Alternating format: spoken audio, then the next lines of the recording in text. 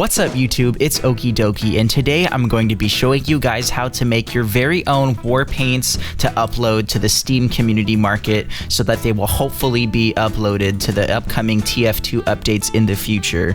So there are 4 steps that we have to take before our Warpaint can be accepted into the game, but I will be showing you guys how to follow these 4 steps so that you can hopefully get your Warpaints accepted into the game for the future updates.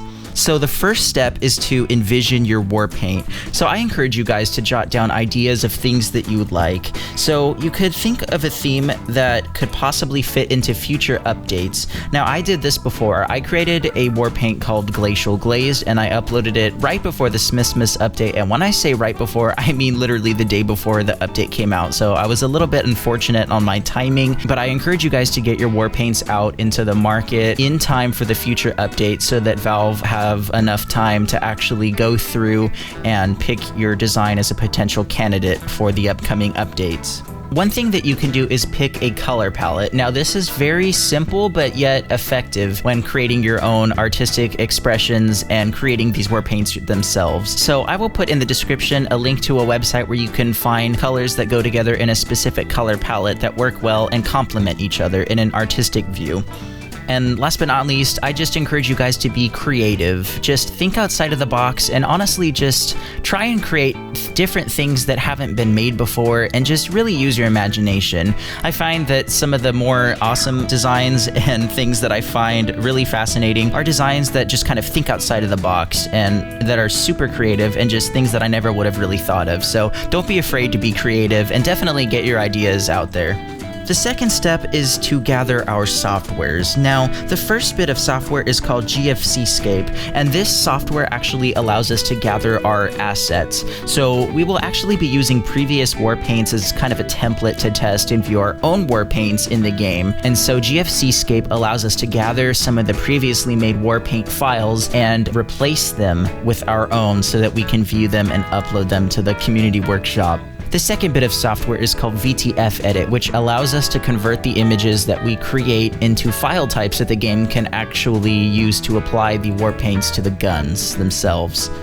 And last but not least, we need to download Photoshop or have any other image. Now this allows us to edit the actual images for our Warpaint itself. Now Photoshop is what I'm comfortable using, but honestly GIMP is another great image and layer-based editing software that can pretty much do the exact same things that we're going to be doing with Photoshop. Since I use the Adobe suite and I'm comfortable using it, we'll be sticking to Photoshop. But honestly, if you don't have access to Photoshop, there are plenty of ways to purchase it or obtain it if you're creative. So first off, you're going to want to visit the links in the description. So I'm going to provide you guys links to download GFCscape as well as VTF Edit. So you're just going to be clicking the installer download of the latest versions of both GFCscape and VTF Edit. So once you have both of those files downloaded, you're going to want to go to open up GFCscape. And once you load that up, you're going to want to click open and navigate over to your Team Fortress 2 folder. So that's going to be found under Program Files, Steam,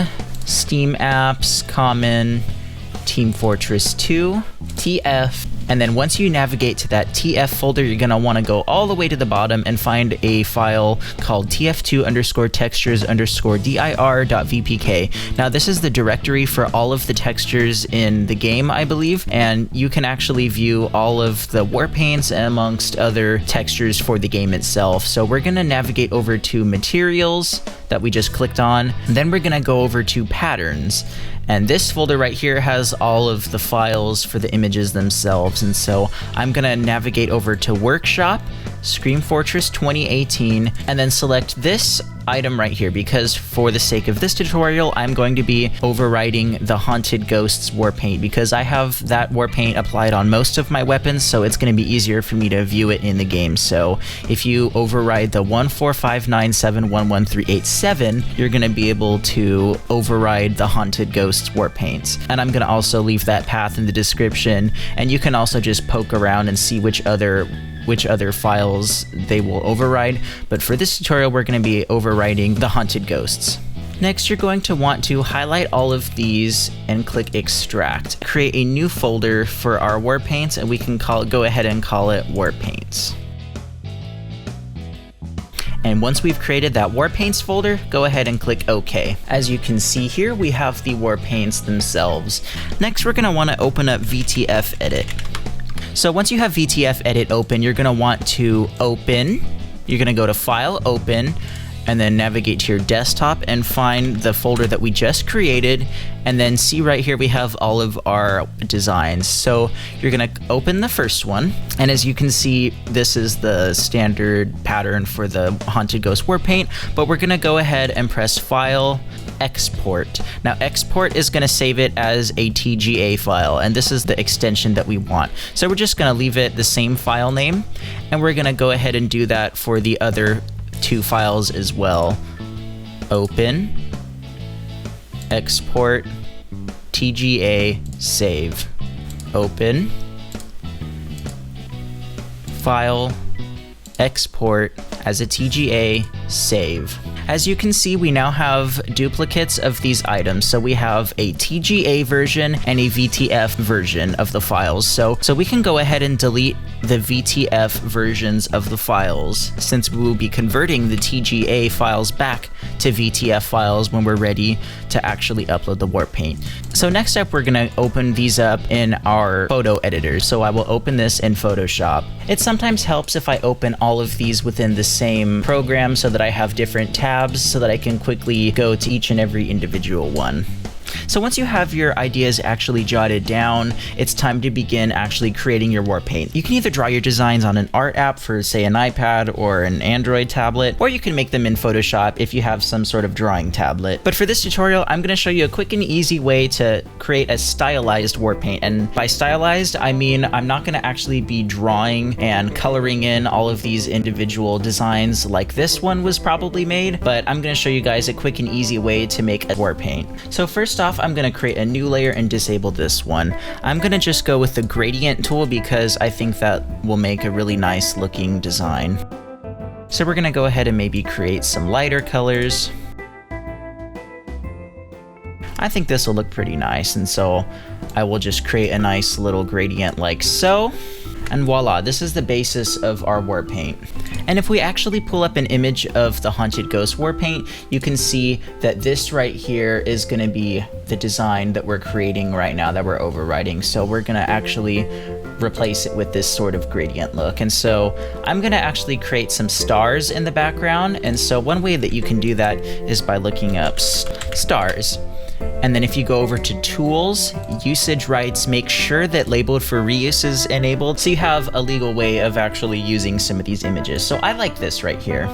I'm going to go ahead and copy this image, paste it right here, and you're going to want to make sure that no stars are on the edges, and you want it to be perfectly in the middle, and that there are no stars on the edges so that when the pattern repeats that it's going to look nice. So I really just want the stars, and so what I'm going to do is I'm going to just use my selection tool, put up the tolerance quite a bit, select the background, and delete. So if I press and hold Control and click on this layer right here, it's gonna select everything that has pixels drawn on it. So in this case, it would be the stars. Create a new layer while all of that's selected, and I'm gonna do the same, and I'm gonna create another gradient like I did before. So this time I'm gonna invert it.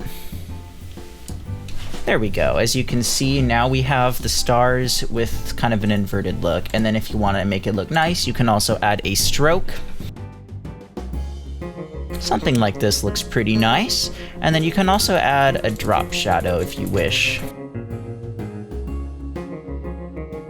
So yeah, this is looking pretty nice actually. I quite like this look, but also be sure to kind of make your own designs and don't just straight up copy somebody else's design. You want to use some creativity so that you can actually take credit for the things that you post. But in this case, because we did do a Google search for an item that's labeled for reuse, then it's okay that we do this. So once we have all of this saved, make sure that that background is not visible. So we just want this image right here. Now, before we actually save the image, we're gonna wanna make sure that we go over to the Channels tab. And if that doesn't show up, you can always click Window, and enable the channels view. And so as you can see, we still have a channel here called alpha. And what this channel does is it represents lightness value. And so we can have an image like this, but this alpha value tells the light how to react when the light hits it. So if the alpha channel is completely black, it will not reflect light at all. And if it is white, it will reflect light. And so a kind of a darker gray like this will make the material somewhat reflective, and a lighter color like this will make it reflective. But for this case, we're gonna just make everything dark, and we won't really need it to be reflective. So what I'm gonna do is just select one of these darker colors and paint everything in that dark color. And if we really wanted to, we could technically just select the lighter part. And if we wanted to select only the whites, you can press select color range, highlights, and just kind of adjust this range so that it only highlights some of the lighter portions. So I think this will be good right here. So it'll select that, and if you go back over to the alpha channel and just kind of hide the other ones and make sure that we're on the alpha channel, and if we select a white color or a really light color, I'm just gonna go with white because I want it really shiny, and you go over here and just paint everything in. And you can see this is going to give it its shininess values, and so make sure that all of these are enabled. You click File, Save As, and once you save it, make sure that the alpha channel is selected right here. So make sure that that's selected when you save it. Otherwise, it's not gonna save that alpha channel, that shininess channel that we just created. And even though it looks a little bit different, like it looks a little bit more red, that's just the Photoshop view showing us that that alpha channel is indeed selected. So it's not gonna actually save it that color. It's just letting us know that the alpha channel is being saved. So if you press save, it'll say it already exists. Do you want to replace it? Yes. And so we're gonna just leave everything as is and press OK. And then if we go back to our Warpaints, we can see here that this is the updated version. Yes, this is what it should look like. So that's correct. So I'm gonna go ahead and maybe do something a little bit creative as well for these items.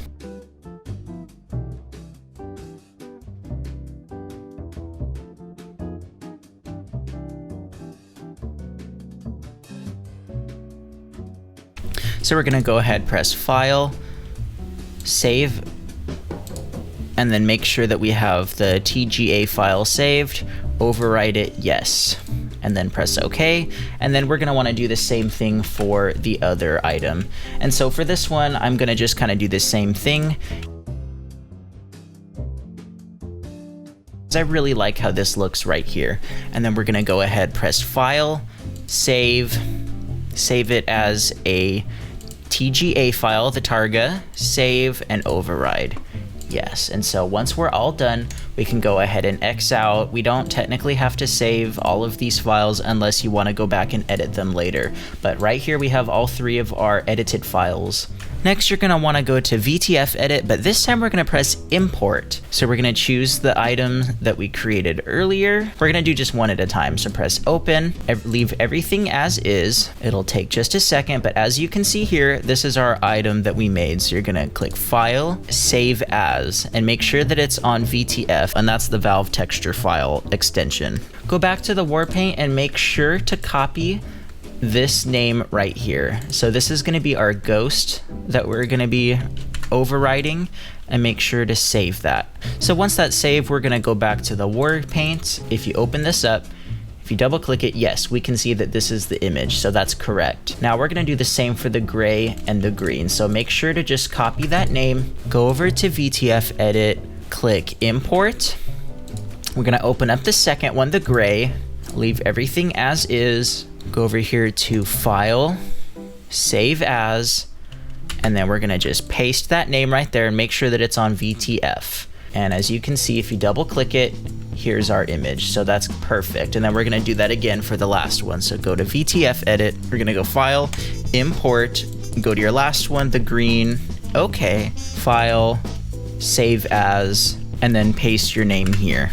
Save it, and then we can go ahead and X out, and as we can see, here's that image again. So once we've converted the TGA files to VTF files, we can go ahead and delete the original TGA files. So now all that we're left is the Valve texture files that we've converted.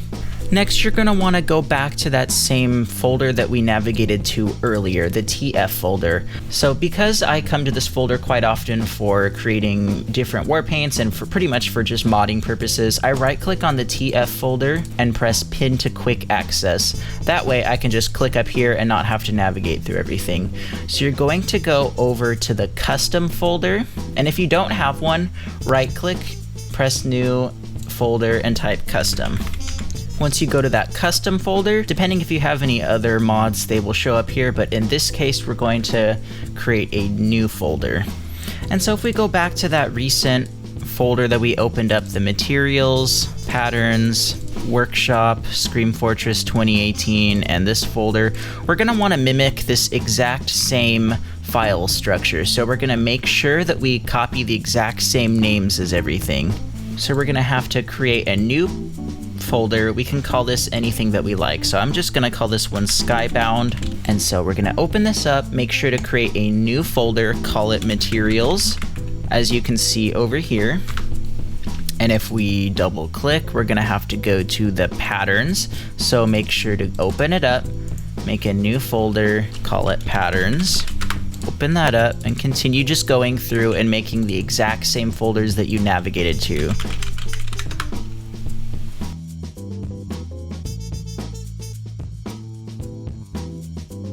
And now is the part where we are going to actually import our newly created Warpaint files themselves. So we're going to go back to that folder that we created. And finally, we're going to want to copy all three of those newly created Warpaint files over to our new folder. So in theory, if you have everything typed correctly, and just make sure that you type all of these folders correctly so that you are replacing the exact files that you need to. But if we have everything correct, we should be able to open up Team Fortress 2 and see our new created Warpaint. And as you can see, if you navigate over to items and pull up an item with your haunted ghosts on it, there we go. You'll actually be able to view your Warpaint on the weapons themselves. And so I think that looks really nice. That looks quite cool. If you navigate over to the Warpaint section, you'll actually be able to scroll down and find the Haunted Ghosts Warpaint, so that way you can see exactly what it looks like on all of the weapons that it's applicable to. So I think this looks really cool, and I encourage you guys to really use your creativity and just explore and just try and be as creative as you can, because it's really easy to make really nice looking items. Once you're finally ready to upload everything to the workshop, you're going to want to highlight your folder that you created in your custom folder. You're going to want to save it as a zip file. Once you have that saved, just remember where exactly we have that. So we have that in our custom folder. Once you're ready to actually submit this to the workshop, you're going to want to actually click the workshop icon. Now I believe mine will look different because I'm on a different HUD, but that doesn't really matter. If you've uploaded anything to the workshop in the past, this is where they are going to show up. So as you can see, I've uploaded a couple of them to the workshop, but we're gonna just press publish new item. So we're gonna title this whatever we called it.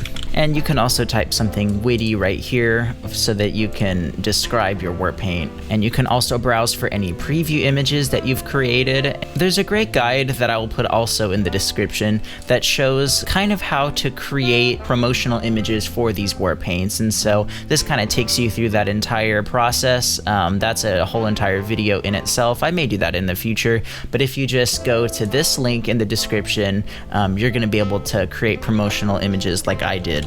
Next, you're going to want to upload your preview image. And once you have all of this imported, the image imported, the title set, and the description set, you're going to want to press Other. So we're going to actually attach the Warpaint that we created itself in the zip file. So we're going to navigate over to that.